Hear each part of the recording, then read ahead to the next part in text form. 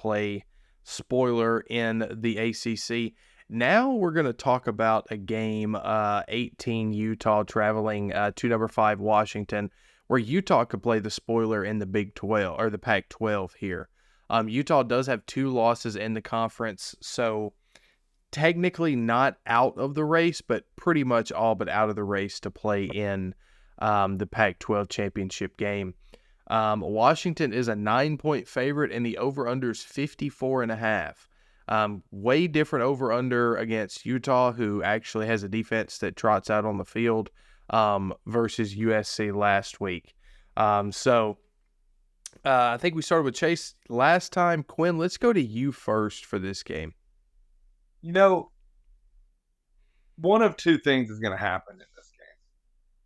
Either Utah is going to suffer their most embarrassing loss of the last 3 seasons because they just can't stay in this game. The offense from Washington is too much. And it's like when we were talking Utah-Oregon, what was that, 2 weeks ago? Maybe last week? Yeah, Utah-Oregon last week. We brought up the fact that Utah's defense is really strong in the front 7, but when it comes to the secondary, it's not like world class. Washington will have room to exploit them there, and it's the reason that I'm not buying a Utah upset. However, if Washington comes out flat like they have in other games this season, there is room for Utah to pull an upset because Washington's defense doesn't exist. It's not as bad as USC, but it's not far from it. That being said, I like Washington to win. And then what did you say was the spread? 9.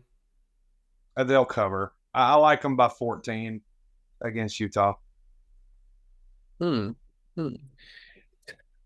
Yeah,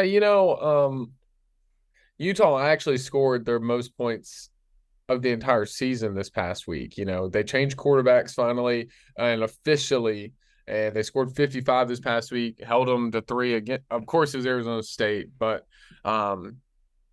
Utah plays well. I mean, they're just a hard-nosed team. I did take them in the game against Oregon because I thought there might be an upset after the USC win.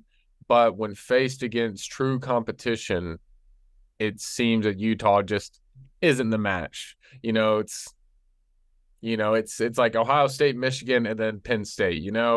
It's that little brother that's just never going to get over the edge.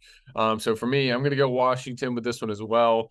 I kind of like what Quinn said. I could easily see a 34-20 win, but mind you, Washington has not played well lately. Let's not forget that they have not played super well. They've been edging out of wins. I think they scored a late touchdown to make that game look a little better, but that USC Washington game was very tight too. And now they have to play a true defense this week. So I'm still going to take Washington, but I see a 34-20 kind of a game. Fred? Yeah, Chase, I wholeheartedly agree with what you were saying about Washington. They've not played well as of late. Speaking of that same Arizona State team that Utah just got done whooping up on 55-3, Washington beat 15-7 without an offensive touchdown. Now I know that the 1-to-1 is not, specifically used when looking at, who's going to win a ball game. But even, 42-33 winning at Stanford, I mean, you give up 33 points to Stanford. Like that, you can't do that, man. And I don't care how bad, Utah's offense is. 55 points against Arizona State, their most of the year, is impressive to me. Like you said, they finally changed quarterbacks. Utah's a team that how many years in a row have we counted them out? And how many years in a row do they win these type of games and make the Pac-12 championship game? Now, I'm not saying they're going to make the Pac-12 championship game and win the Pac-12 this year. It's not what I'm saying at all. I'm picking Utah for the upset here. I think Washington has not played well. I'll be honest with you. I'm not a firm believer that Washington has played up to their potential all year long. Their best opponent that they played is Oregon, obviously, and I still think Oregon's a better football team than Washington, simply because of the team-wise, I think Oregon's better. Dan Lanning cost Oregon that game with critical first quarter, decision making. However, they still played the game, so you have to give Washington that win there. But I mean, you beat Arizona 31-24. Now Arizona this year has very much impressed all of the college football world. We'll just I put think it they're that way. 6-2. Yes, and they're ranked this year, I believe, or this week.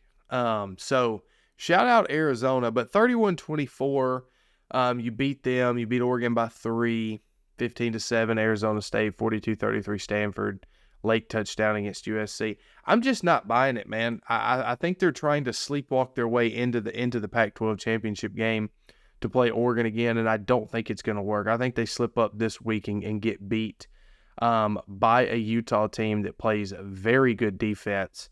So give me the Utes to pull off the biggest upset of the weekend.